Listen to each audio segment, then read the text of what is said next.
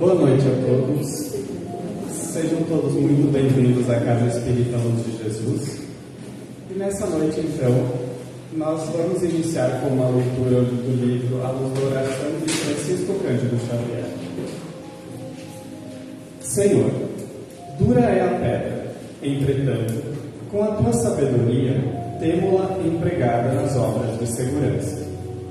Violento é o fogo, todavia, sob a tua inspiração, foi ele posto em disciplina, em auxílio da inteligência. Agressiva é a lâmina. No entanto, no influxo do teu amparo, vemo-la piedosa na caridade da cirurgia. Enfermiço é o pântano, contudo, sob a tua bênção, volência, encontramo-lo convertido em celeiro de flores. Eu também trago comigo a dureza da pedra, a violência do fogo, a agressividade da lâmina e a enfermidade do chá. Mas com a tua bênção de amor, posso desfrutar o privilégio de cooperar na construção do teu reino.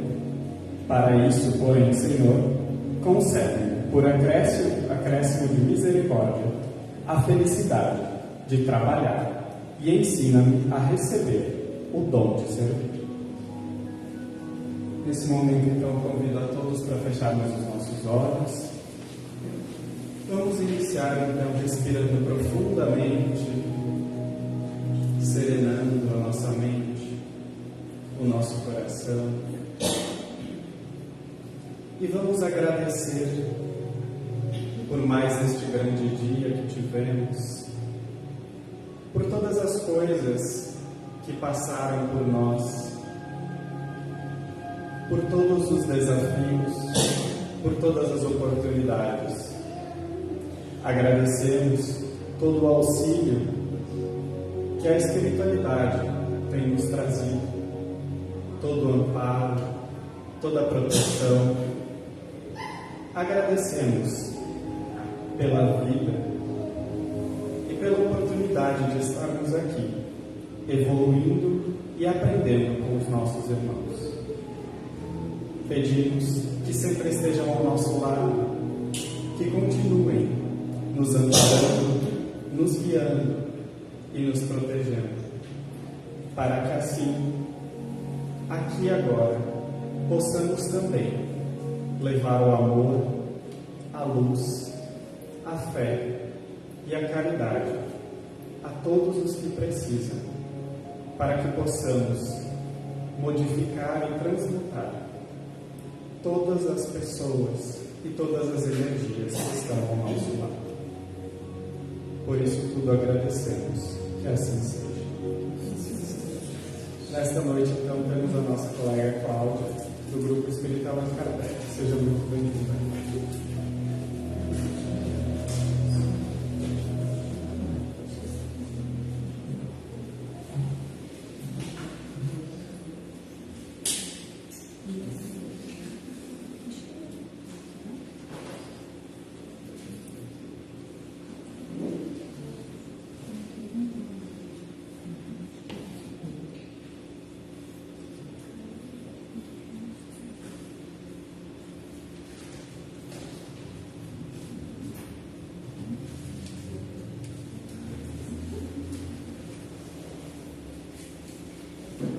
Boa noite a todos. Mais uma vez, a minha gratidão pelo convite de estar aqui, na oportunidade de servir também da maneira que a gente pode e consegue, né? Nessa noite, nós vamos refletir um pouco sobre a parábola do semeador. É uma parábola muito importante dentre tantas parábolas que Jesus nos ensinou, nos trouxe na sua pedagogia tão perfeita. Por que é uma parábola muito importante? Porque é a única palavra, a parábola, que Jesus explicou, né? Ele relatou a parábola e depois ele fez questão de explicá-la, para que nós pudéssemos compreendê-la melhor e aplicarmos ela no nosso dia a dia.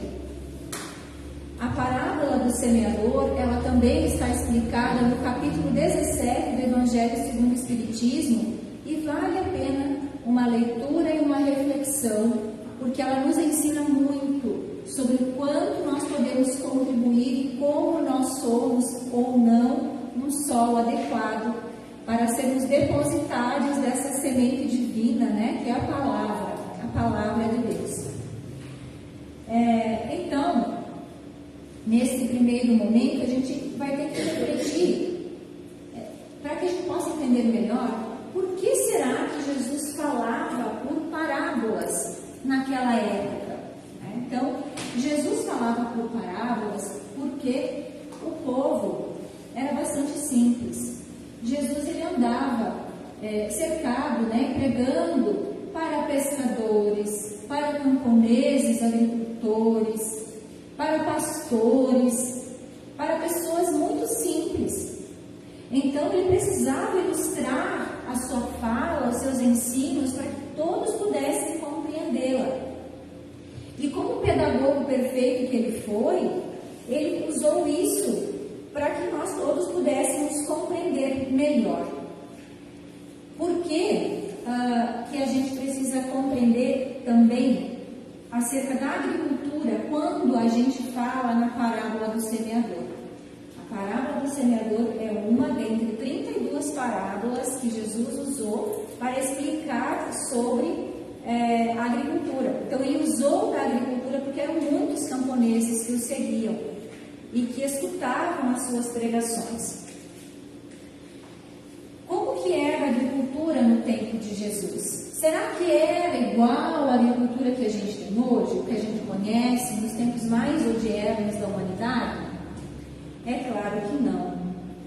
Lá na Galileia, na Palestina toda, havia um costume diferente de semear.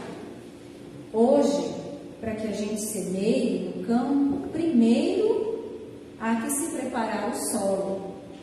Então você aduba o solo, você gradeia o solo, você mede o pH da terra para ver se aquilo está adequado ou não. Você prepara para que depois haja a semeadura em solo previamente limpo, livre de pedregulhos, livre de espinheiros, de pestes, que podem vir a prejudicar o crescimento desta planta. Só que nos tempos de Jesus não era assim que funcionava o plantio. As pessoas, elas jogavam a semente no campo, onde iam ser plantadas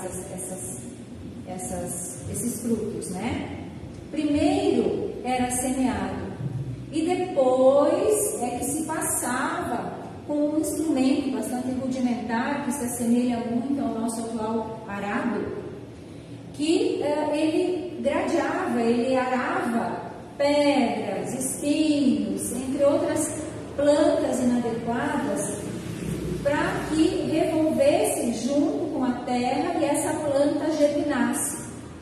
Então haviam diferenças da forma como nós semeamos hoje. Hoje, então, primeiro se prepara o solo, depois se joga a semente. Lá naquela época de Jesus, primeiro se jogava a semente e depois se arava o solo. Então é importante que a gente entenda isso, porque logo em seguida a gente já vai compreender que a parábola toda, ela se dá nessa explicação desse solo que não foi preparado previamente. Para que a gente compreenda melhor, eu vou pegar aqui do Evangelho segundo o Espiritismo, aqui no capítulo 17, lá no Sede Perfeitos, tá, pessoal? No item 5. Eu vou ler aqui do Evangelho de Mateus a parábola do semeador, para que todos vocês possam entender. Naquele mesmo dia, Jesus, tendo saído de casa, sentou-se perto do mar e se reuniu ao redor de uma grande multidão de povo. Por isso, ele subiu no barco, onde se sentou, todo o povo estando na margem, e lhes disse muitas coisas por parábolas, falando-lhes desta maneira: aquele que semeia saiu a semear. E enquanto semeava, uma parte da semente caiu ao longo do caminho, e vindo os pássaros do céu a comer.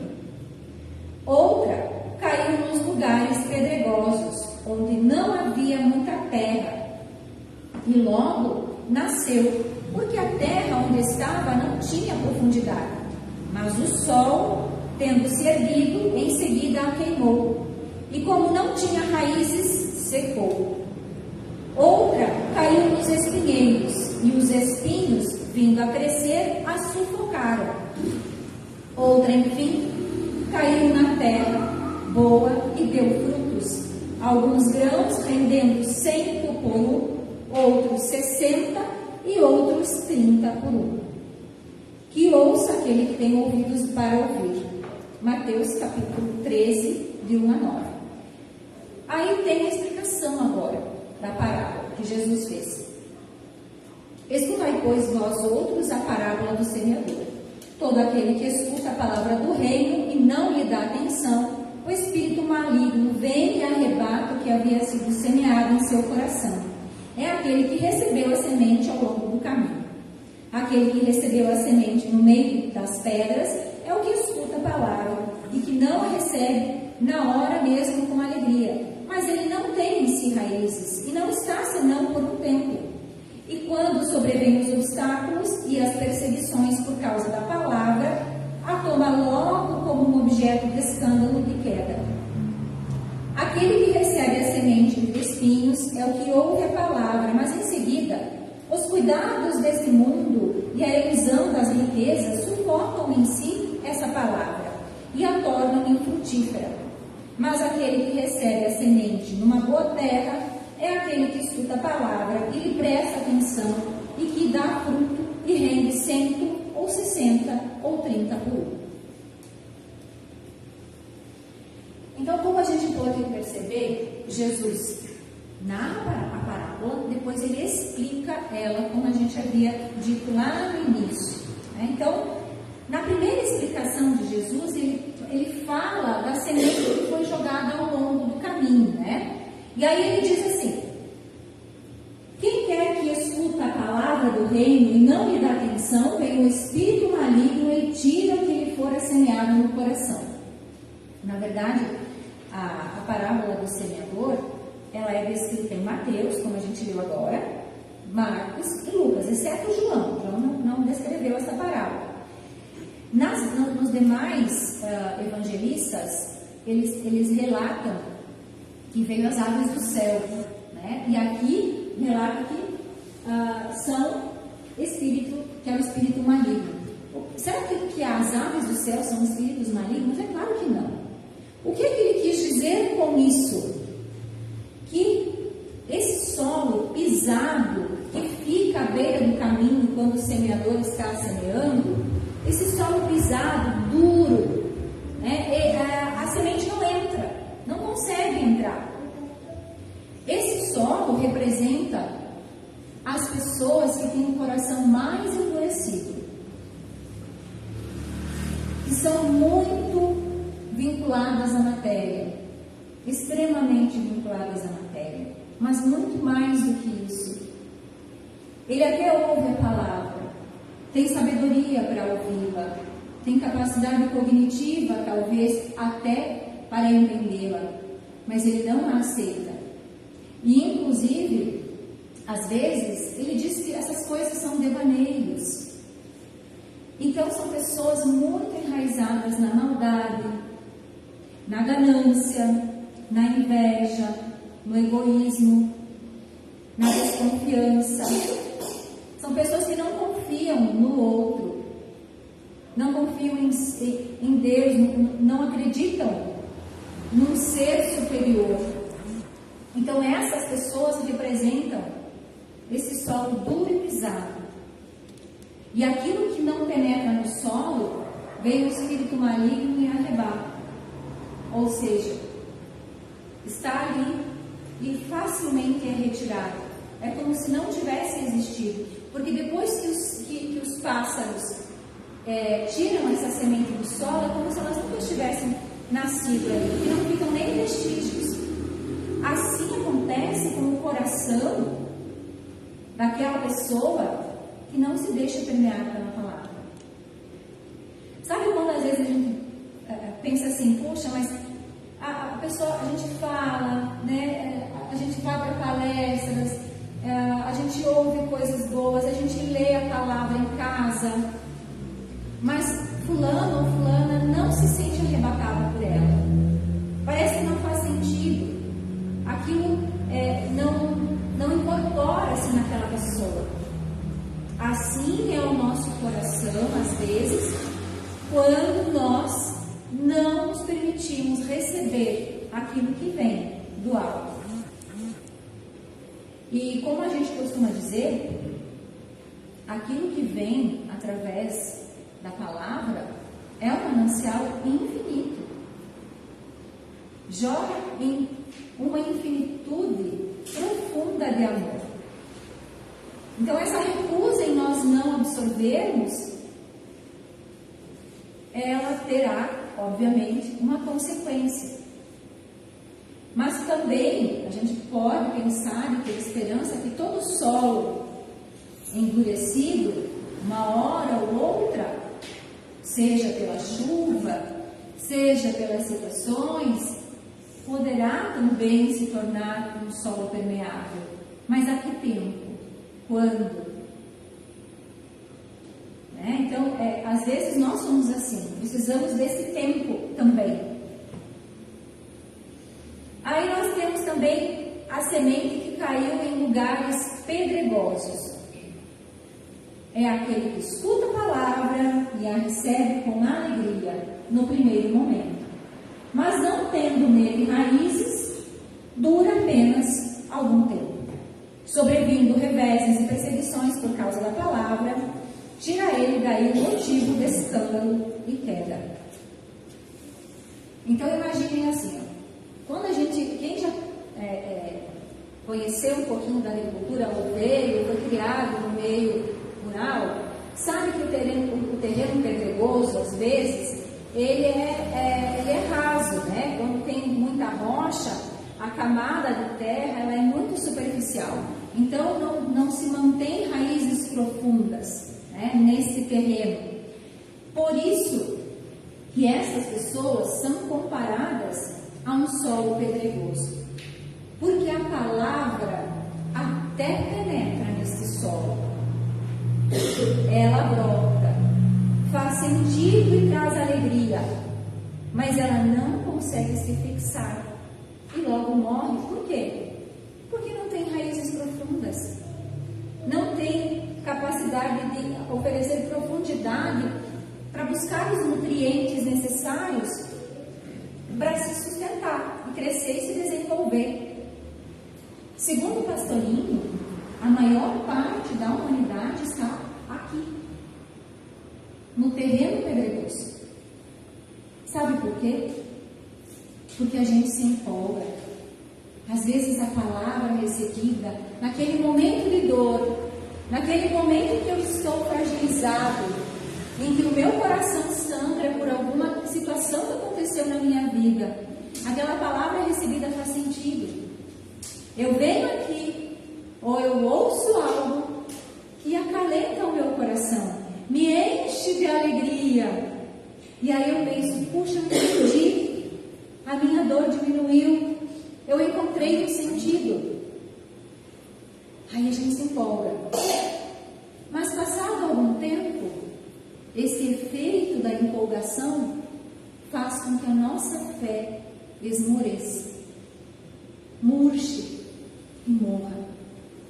E aí a gente volta a levar o velho padrão de vida, cheio de vícios, cheio de orgulho.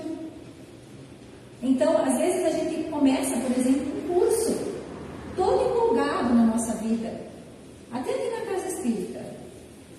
Percebam, os dirigentes poderão atestar isso. O início de uma nova turma de grupo de estudo costuma ser sempre uma turma com um número considerável de estudantes. Ela começa bem, sei lá, 10, 15 estudantes. Depois de um determinado tempo, começa começa a reduzir.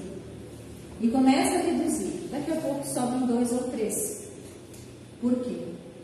Porque nós ainda estamos aqui.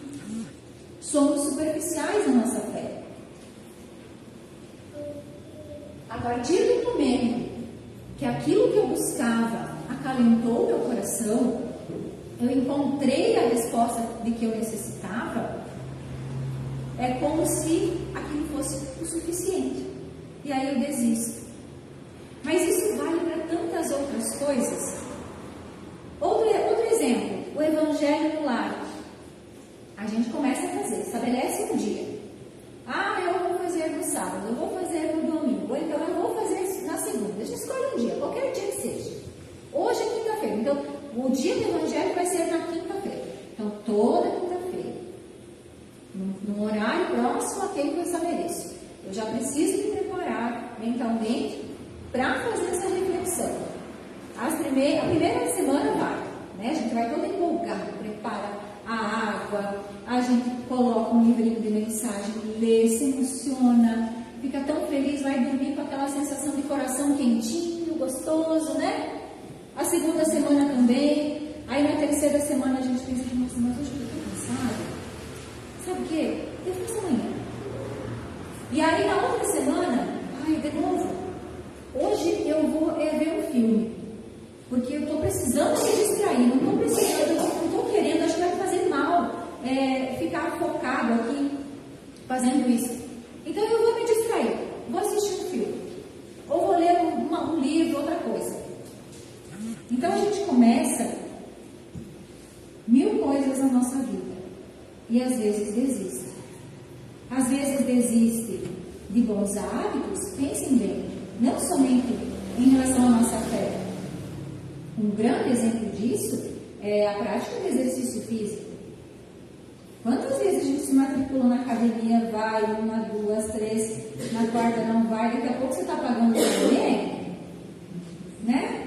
E o carnê que está malhando, você não vai lá mais, né? Ou a prática de bons hábitos alimentares. Não estou aqui falando de regime, de emagrecimento, estou falando de bons hábitos alimentares, introduzir alimentos saudáveis. A gente começa bem, está empolgado. Aí passou o verão, que eu emagreci os 5 quilinhos que queria, passou o verão, Deus que manda, né? Aí esqueço tudo. Esqueço tudo aquilo que eu tinha me organizado para fazer. Ou então ainda a gente desiste, a gente é solo raso nos nossos projetos de vida. Se no teu coração tu sente que, por exemplo, tu nasceu para exercer determinada profissão, ou para trabalhar naquele voluntariado, ou para auxiliar algumas pessoas, qualquer coisa, você sente que aquilo fala fundo no seu coração. Aí você inicia, empolgado. Né? O início, eu sou professora universitária também, então o início do semestre, turma nova, é sala cheia. E aí, lá pela metade, já reduziu um monte de gente. Lá no final, formam-se alguns. Então, é preciso que a gente reflita. Por isso que a maior parte da humanidade está aqui. Porque nós somos muito volúveis. A gente se melindra muito fácil. Mas, olha só, eu me voluntariei para ir lá entregar a cesta básica, arrecadar, e fui doar. E você acredita que a pessoa nem agradeceu? A gente se melindra. Ou então, lá no meu grupo de estudo, tal pessoa falou uma coisa, eu acho que ela quis dizer aquilo para mim. E aí não vou mais. Que fique lá também. Então a gente se melindra no nosso ambiente de trabalho, nas coisas que fazem bem para a gente, em várias situações. Como se a gente fosse o centro do universo.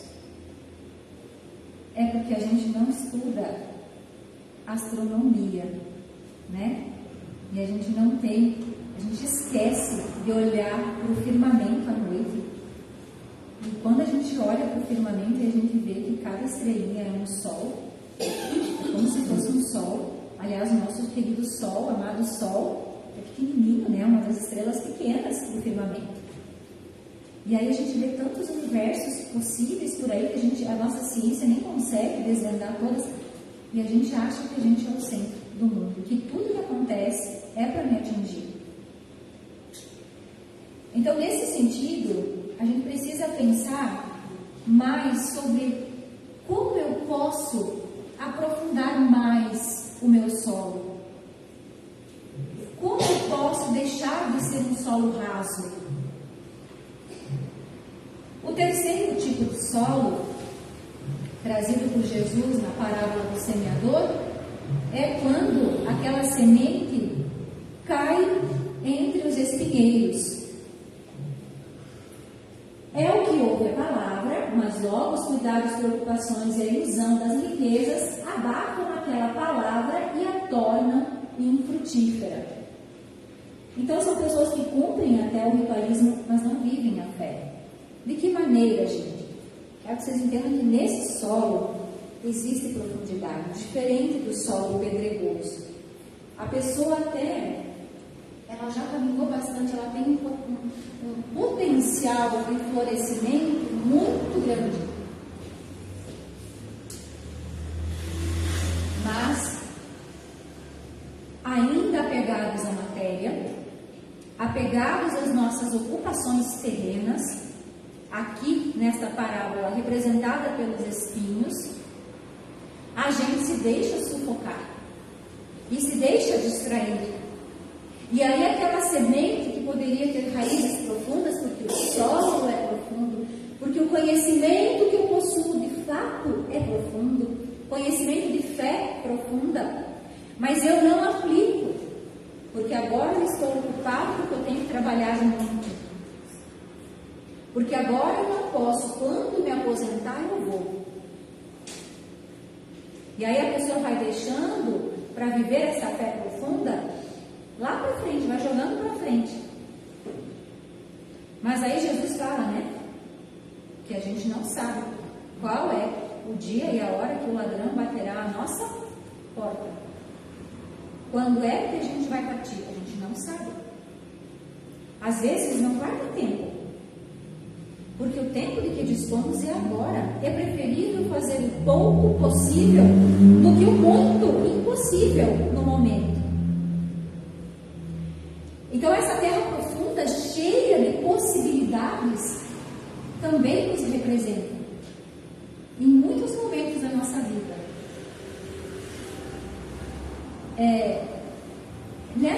Nessa fase aqui, Jesus nos chama a atenção porque nós temos a capacidade de nos deixar iludir pelos afazeres do mundo. Nós estamos aqui na matéria, nós precisamos trabalhar nos afazeres do mundo, sim, sem sombra de dúvida. Mas também precisamos nos preocupar principalmente com os nossos afazeres morais, os nossos afazeres de fé, os nossos afazeres do Espírito. É por conta dele que nós viemos e a gente esquece disso. Qual será que foi o meu propósito espiritual antes de reencarnar? Vocês já se perguntaram? O que será que eu vim para fazer? O que será que eu combinei comigo mesmo lá no plano espiritual antes de vir? Será que foi enriquecer para guardar um monte de dinheiro no banco e deixar lá? Só isso? Ou será que foi só cuidar da casa? Só cuidar do meu trabalho? Só trabalhar? Será que é só me preocupar com isso? Também a gente precisa trabalhar, como a gente falou. Mas certamente o nosso desejo espiritual, ele perpassa além disso. Ele quer nos convidar a evoluir espiritualmente, porque aqui a gente vai ficar, não sei, 20, 30, 40, 50, 60, 70, 80, 90, 100, que saco a medicina evoluindo, 100, 120, não vai assim talvez, né? Muita sorte, 100 e poucos anos. O que são 100 anos numa eternidade? Nada, né? Então que a gente consiga olhar para esse solo profundo, mas que a gente se foca e se fixa e permite que os Espíritos venham e sufoquem nessa semente, que teria um potencial gigante para florescer. E por fim, Jesus fala da semente que caiu em terra boa e produziu frutos. É o que escuta a palavra, lhe presta atenção, e em quem ela produz frutos, dando 100 ou 60 ou 30 por um. Gente, o que Jesus quis dizer, será, com isso? Ele quis dizer que quando a semente cai nesse tipo de solo, significa que nós temos capacidade de receber a palavra e colocar ela em prática. Mas por que ele falou 100, 60 ou 30? Porque ele quis dizer que, embora nós tenhamos um solo bom, um coração bom, nós ainda assim estamos em graus de evolução diferentes. Então, 30 por 1, talvez sejam alguns de nós, né? Que já se aplicaram, né? Mas ainda possuímos vícios. Vícios morais, da mentira, da fofoca, né, da difamação, do julgamento, ou ainda vícios adictos, né? Vícios mais comprometedores. Mas são pessoas que já se aplicaram um pouquinho, sim. Já conseguiram vencer muitas coisas, mas que ainda possuem vícios. Talvez alguns de nós aqui já começam a dominar um pouquinho, né, gente? 60 por 1 são espíritos que estão muito engajados, muito bem engajados. Aonde predomina o bem, não está para nós ainda. E 100 por 1 é aqueles que não perdem uma semente. Nenhuma é desperdiçada. São os espíritos perfeitos, que a gente ainda não tem condições de compreender. Então, se a gente conseguir absorver 30, já pensaram que coisa boa? Vamos lutar para pelo menos absorver essas 30, né? Fazer frutificar essas 30 sementinhas, porque nós estamos em graus diferentes de evolução. Nós não somos iguais. Nós somos amados iguais. Deus investe igual para todos nós. Deus não escolheu só. Ele foi, jogando a semente. Ele joga esta semente indistintamente. O semeador é o Cristo, ou qualquer um que semeia a palavra. Então, esse semeador que é o Cristo, ele não escolhe o terreno. Ele vai semear no solo pisado, ele vai semear no solo pedregoso, no espinhoso, na terra boa. Em todos os solos. Ele dá a mesma oportunidade para todos nós. Mas a gente faz dessas oportunidades coisas diferentes. E por que será? Pelo nosso livre-arbítrio. Porque a gente faz escolhas. Ah, Cláudia, mas não é bem assim. Porque existem pessoas em condições diferentes nessa existência, em condições de saúde diferentes, por exemplo. Sim, mas aí nós temos que olhar para as causas anteriores também das aflições. Aquilo que a gente não consegue compreender dessa existência. Porque Cristo dá para nós todos a mesma oportunidade. E a semente? O que é a semente? Então é a palavra de Deus. Não qualquer palavra, né? Mas a palavra que nos inspira a sermos melhores. Que nos inspira a crescermos, a aproveitarmos o nosso dia a dia, aplicarmos nas nossas vivências. E o solo?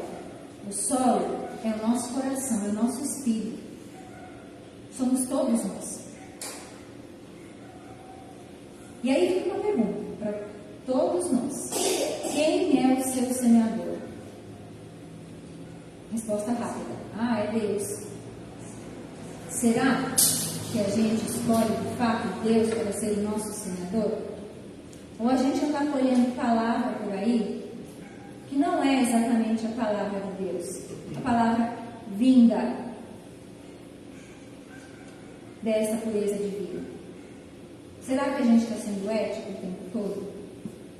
Será que a gente está escolhendo outros valores para ser o nosso Deus?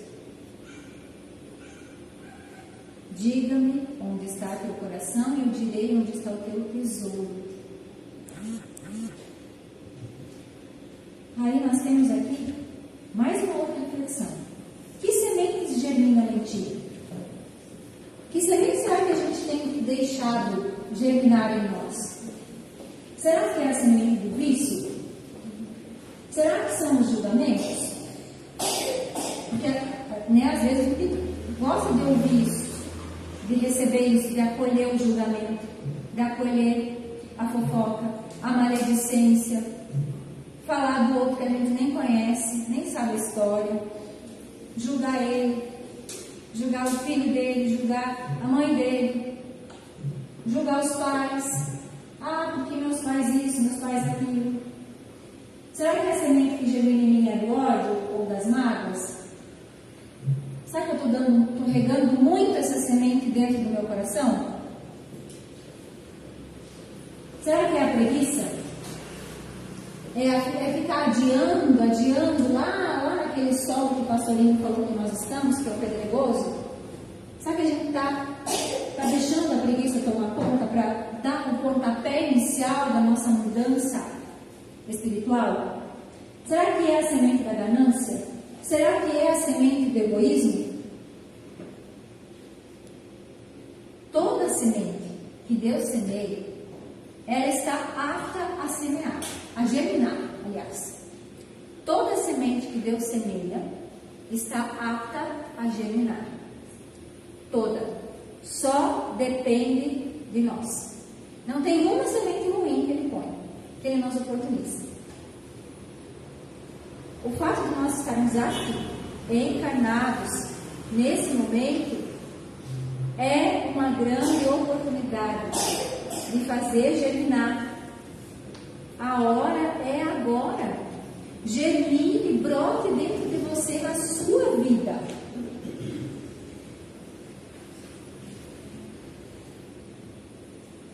E aí, que tipo de solo ou terreno nós somos? Aí, para isso, a gente precisa pensar que a gente tem que eliminar todo o lixo afetivo que a gente tem dentro de nós, ou carrega dentro de nós. Nós vamos ser terra dura até quando? Até quando a gente vai ser terreno pedregoso? É a nossa escolha. Nem sempre as circunstâncias que a gente está vivendo nos favorece florescer. Porque às vezes a gente está doente, às vezes nós estamos perturbados, nós estamos infelizes, às vezes a gente está perdido, a gente está indeciso. Só que se Deus te plantou aqui, é aqui que tu tem que florescer. Ou aqui, ou em outro lugar, mas florescer. Aonde Deus te plantou. Isso eu ouvi há muitos anos num vídeo, nem sei dizer qual deles que é, um vídeo do Haroldo, em que ele contava que uma freira disse isso a ele uma certa vez em que ele estava muito triste, num lugar onde ele tinha sido transferido a trabalho como magistrado. Ele estava triste naquele lugar. E uma freirinha sentou com ele, levando um abraço e disse: você tem que florescer onde Deus te plantou. Se Deus te plantou aqui, floresça aqui. Então, se Deus nos plantou nesta encarnação, nesta vida, nesta circunstância, faça o melhor, floresça o melhor. Não a flor igual ao do outro. Aquela é a flor dele, é a flor que ele pode florescer. É a sua. Fazer do nosso coração um terreno fértil, como nos propõe Jesus. Nós não podemos também produzir frutos só para o nosso próprio benefício. semeia é uma grande lição que Cristo nos traz nessa parábola, quando ele conta ela. Quando a gente decide produzir frutos, esses frutos não podem ser guardados só para mim, só no meu celeiro. Eles precisam ser compartilhados. E esse fruto pode ser uma palavra que você diga para alguém, um gesto de carinho, uma amizade, uma maternidade ou paternidade bem vivida, um coleguismo bem vivido lá no seu ambiente de trabalho, sendo uma boa pessoa para o seu colega. Ah, mas o meu colega não é muito legal, mas você é legal com ele? Então, você se preocupando com como você está agindo. Trazer mais isso para nós. Repartir esses frutos que a gente produz. Compartilhá-los na medida do possível. Nós semeamos e somos semeados o tempo todo. Eu quero que vocês imaginem agora uma semente de laranja. Laranja é um fruto que todos já experimentaram, provavelmente. Você sabe que a laranja tem uma semente pequenininha, né? Se eu pegar aquela semente, manejar ela do jeitinho certo e plantá-la num solo, vocês podem me precisar quantas laranjas vão vir dessa semente? Eu acho que não existe nenhum engenheiro agrônomo que poderia me responder isso, porque é impossível. Vai depender do solo? Sim. Se plantarmos no solo essa laranjeira, num solo pedregoso, vai produzir pouco. Se plantarmos no solo espinhoso, talvez ela não cresça. Mas se plantarmos no solo fértil, meu Deus, eu não sei quantas milhares de laranjas uma semente pode produzir. É assim, é isso que Deus espera de nós. É como se uma semente fosse aplicada na nossa vida e a gente tivesse condições de reproduzi-las para sempre, compartilhar com as pessoas, multiplicar tudo isso. Então, quando a gente semeia também, que a gente consiga pensar em que palavra que a gente está semeando. Quando a gente semeia a palavra, que palavra a gente está semeando? Será que eu sou aquela pessoa que em casa eu semeio a palavra do grito, da impaciência, da irritabilidade, ou a palavra do carinho, do acolhimento, do aconchego, a palavra de sabedoria? Lá no seu grupo de trabalho, será que você semeia a palavra da concórdia ou da discórdia? No seu grupo de amigos, a sua palavra eleva o seu amigo? Você é amigo do seu amigo ou só o seu amigo é seu amigo? Porque às vezes essa relação é unilateral, né? Você quer a amizade do outro, mas você semeia algo para o outro também nas relações de amizade? E nós somos semeados, nós somos lançados também ao sol inúmeras vezes. E se a gente não está frutificando do jeito que deveria, é porque a gente está agindo errado, pensando errado, está no lugar errado. E a gente precisa aproveitar essa oportunidade que Deus nos dá a partir da sabedoria que vem dele para fazer as boas escolhas, para que a gente possa fazer caridade, para que a gente possa viver o amor.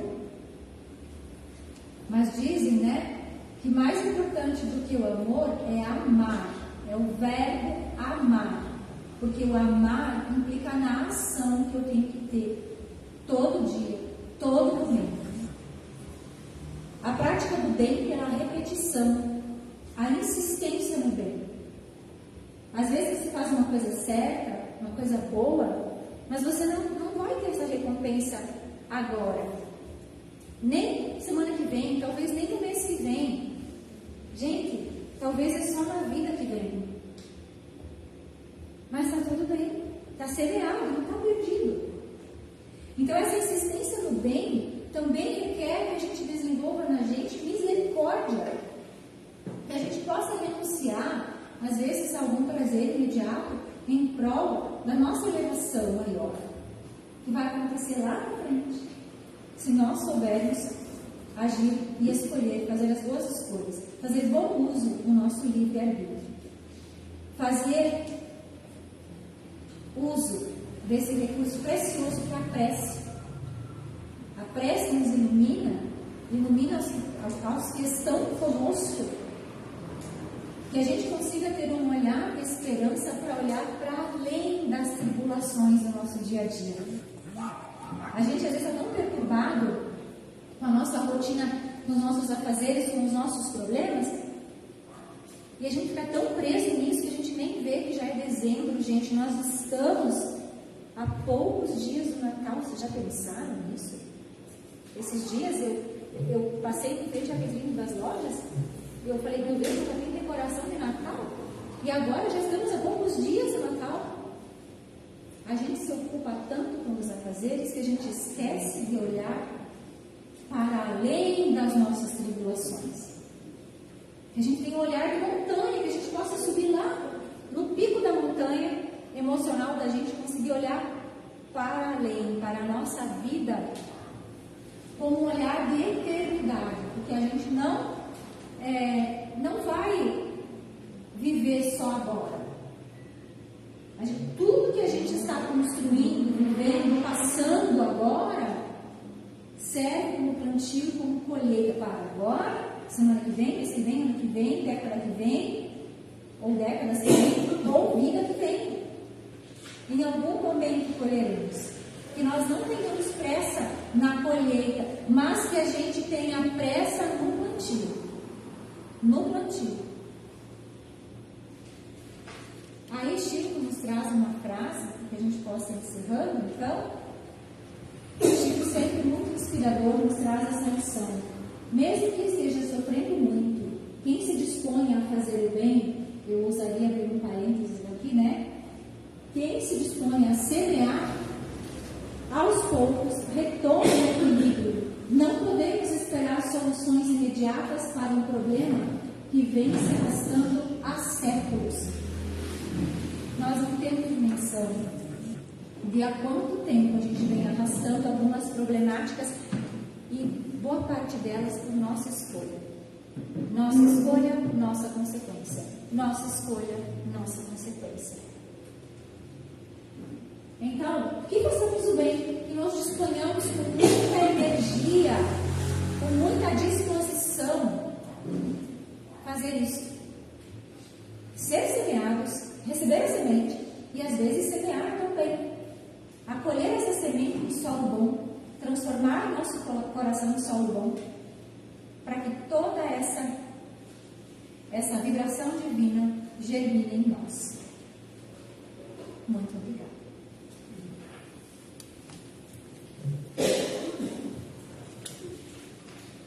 Agradecemos então a Cláudia por essa incrível explanação dessa noite. E nesse momento, então, nós iremos para a hora do passe, né? Então, nós faremos o passe coletivo. Então, isso é a nossa troca de energias que a espiritualidade traz em nosso favor. Eu vou convidar todos, então, nós vamos apagar um pouco as luzes. Eu convido a todos a fecharmos os olhos.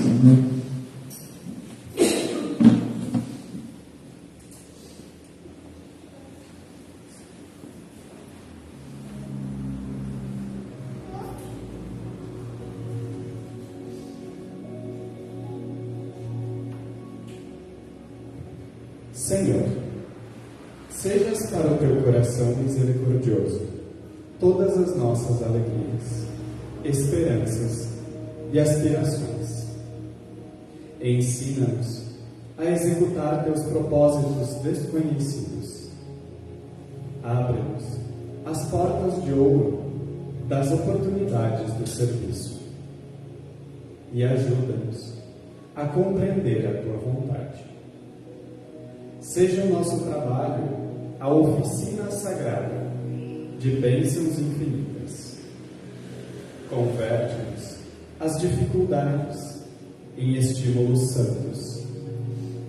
Transforma os obstáculos da senda em renovadas lições. Em teu nome, semearemos o bem, onde surjam espinhos do mal. Acenderemos tua luz, onde a treva demora. Verteremos o bálsamo do teu amor, onde corra o pranto do sofrimento. Proclamaremos a tua bênção, onde haja condenações. Desfraldaremos tua bandeira de paz junto às guerras do ódio.